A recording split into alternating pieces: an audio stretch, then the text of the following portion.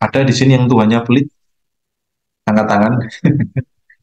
Nggak ada yang Tuhannya pelit ya. Nah, jadi kalau misalkan kesadaran rezekinya sudah vertikal, ditipu orang misalkan, atau hutang belum kembali, kalau jatahnya Anda pasti akan kembali. Happy Hoki! Makin happy! Makin hoki!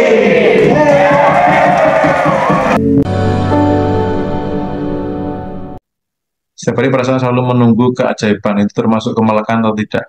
Jangan menunggu teman-teman ya. Tapi merasakan. Misalkan menunggu itu menunggunya yang sudah pasti. Contoh gini, eh ingat masa kecil ketika orang tua Anda ke pasar gitu ya, dan pasti membelikan oleh-oleh ya kan. Nah, Anda tuh menunggunya kayak menunggu ibu pulang dari pasar dan sudah pasti membelikan oleh-oleh. Artinya menunggunya itu dibarengi dengan keyakinan. Beda dengan menunggu, misalkan menunggu jawaban dari orang yang mungkin Anda cintai lagi nembak gitu ya, antara diterima atau tidak, itu kan menunggu sesuatu yang tidak pasti. Itu sama-sama menunggu, tetapi menunggu dalam hal ini itu seperti kayak nunggu orang tua ke pasar yang pasti bawa oleh-oleh. Jadi nunggunya tuh benar-benar dengan rasa yakin pasti dapat, itu bukan kemelekatan. Jadi kemelekatan tuh bukan gini ya teman-teman ya. Misalkan saya pengen ini, saya merasa ini sudah punya saya, itu menjadi sebuah kemelekatan. Bukan. Kemelekatan justru karena merasa tidak yakin akan mendapatkan, maka ngoyo, ngejar-ngejar banget, terlalu ekstra dalam berupaya, itu namanya kemelekatan. Jadi bukan saya merasa sudah memiliki itu kemelekatan, bukan. Kemelekatan dalam vibrasi itu yang keinginan tuh ya, hasrat yang diperbudak oleh hasil. Jadi istilahnya kerja keras karena nggak yakin berhasil atau enggak, jadi harus mengeluarkan effort yang besar, ngoyo, itu namanya kemelekatan. Tapi kalau saya merasa sudah memiliki ini, sehingga saya tidak lagi ngoyo dan yakin pasti memiliki ini, namanya bukan kemelekatan. Gitu. Oke, lanjut lagi ya. Ketika punya pola sukses harus ngoyo. Oke, padahal sebelumnya kemelekatan ngoyo force. Oke. Nah, step-stepnya yang pertama adalah membangun kesadaran dulu ya teman-teman. Jadi kalau supaya polanya nggak ngoyo, nah teman-teman sadari dulu bahwa, oh ternyata ada cara yang lebih santai untuk mendapatkan hasil yang lebih besar. Nah itu yang di apa namanya, yang dibangun dulu kesadarannya. Karena kesadaran itu mengawali sebuah perubahan. Makanya ada istilah orang kalau nggak sadar nggak akan berubah. Jadi misalkan dengan ngoyo itu dampaknya sudah lumayan, hasilnya sudah lumayan, apalagi kalau tidak ngoyo. Kalau tidak ngoyo otomatis hasilnya jauh lebih besar. Coba saya ambil. Nah, ngoyo itu kan di sini. Ini kan ada energi ya teman-teman ya. Ini kan ada energi. Nah, ngoyo itu ada di sini lah, 125. Ini kalau mau narik beban seberat 500 dengan tenaga 125 dan tenaga 540, lebih gampang yang mana? Lebih enteng yang mana? Yang ini kan.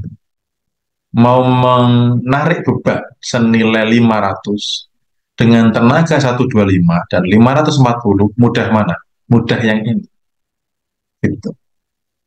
Jadi kalau dengan ngoyo saja hasilnya ada, bisa sukses, apalagi kalau ini tenang dan hening, sukacita. Hasilnya jauh lebih besar. Ya, makanya kalau teman-teman itu sedang happy, jauh lebih produktif. Kalau teman-teman punya karyawan, karyawannya happy, hasilnya jauh lebih produktif. Jadi bangunlah kesadaran bahwa dengan ngoyo saja saya bisa dapat hasil banyak, apalagi kalau dengan sukacita jauh lebih banyak. Ya, kuncinya itu. Jadi itu yang dibangun kesadarannya ya. Karena ini rumus kehidupan teman-teman. Sudah diteliti selama 20 tahun, jadi nggak usah khawatir dengan teknik ini. Ya, kemarin banyak sekali yang punya problem, saya bedahkan di sini, selesai kok. problem rumah tangga, problem dengan karyawan, ya ujung-ujungnya permasalahan tentang vibrasi. Gitu. Di Ngaji Roso berapa banyak pembicara yang membahas vibrasi? Hampir semuanya sekarang. Gitu. Karena memang ya itulah rumus kehidupan. Melepas diri palsu kita kan menghadirkan diri kita di depan kita terus keluar asal kita dari di apa diri yang ada di depan kita, di yang diri sendiri ya, yang keluar itu diri sendiri karena diri kita yang di depan kita itu sudah bersih itu ke higher self kalau dia coach atau mentor kita. Jadi higher self itu jangan diubah-ubah. Pokoknya dia itu ruhnya titik. Masa ruhnya masih mau dibanding-bandingkan dengan yang lain gitu. Ya Tuhan terlalu besar deh. Bahkan kalau ada yang menanyakan higher self sama sahabat virtual itu sama apa beda? Beda jauh. Ya, sahabat virtual itu adalah sesuatu pikiran yang diberi nama. Ya, misalkan pikiran yang isi rekening BCA saya namai ini. Pikiran yang isi rekening BRI saya namai ini. Pikiran yang menjaga rumah saya namai ini. Pikiran yang menjagai pasangan dinamai misalkan singa atau apa. Itu sahabat virtual itu ciptaan dari pikiran. Itu. Nah, kalau higher self itu ruhnya. Itu. Jadi nggak usah dibanding-bandingkan dengan yang lain. Pokoknya itu adalah ruhnya. Ada juga yang kalau saya sebut dengan nama sendiri jangan. Pokoknya ruhnya itu sudah nggak bisa disamakan dengan yang lain. Kalau masih bisa disamakan ya berarti bukan sang maha gitu. Kerugian trading saya percayakan ke orang lain dan kerugian bertambah. Ya ini terlalu teknis ya. Jadi kalau teman-teman yang mengalami kerugian ya, atau ditipu atau apa ya rezeki itu vertikal bukan horizontal. Kuncinya di situ. Yang terpenting adalah kesadaran rezeki. Kalau kesadaran rezeki itu masih horizontal. Saya dapat uang karena saya trading, saya ketemu orang jualan produk dapat untung sekian, saya menjalankan bisnis ini dapat uang sekian, berarti rezekinya masih apa? Horizontal. Rezeki itu kesadarannya yang terpenting adalah vertikal. Misalkan Anda ditipu atau mengalami kerugian, kalau memang itu hak Anda, pasti akan kembali. Kalau itu memang rezeki Anda.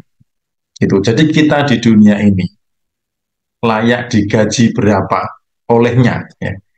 Senilai berapa itu tergantung kelayakan kita nerima. Kalau kita layak nerima banyak, pasti diberi banyak. Kalau belum diberi banyak, berarti Anda belum layak nerima banyak. Karena faktanya Tuhan tidak pelit kok. Ada di sini yang Tuhannya pelit, angkat tangan. Nggak ada yang Tuhannya pelit ya.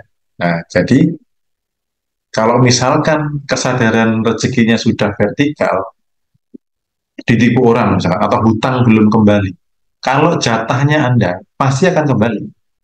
Tapi kalau bukan rezeki Anda, ya pasti akan hilang. Bisa jadi dulu nyari rezekinya dengan tidak halal, bisa jadi macam-macam gitu. Ya.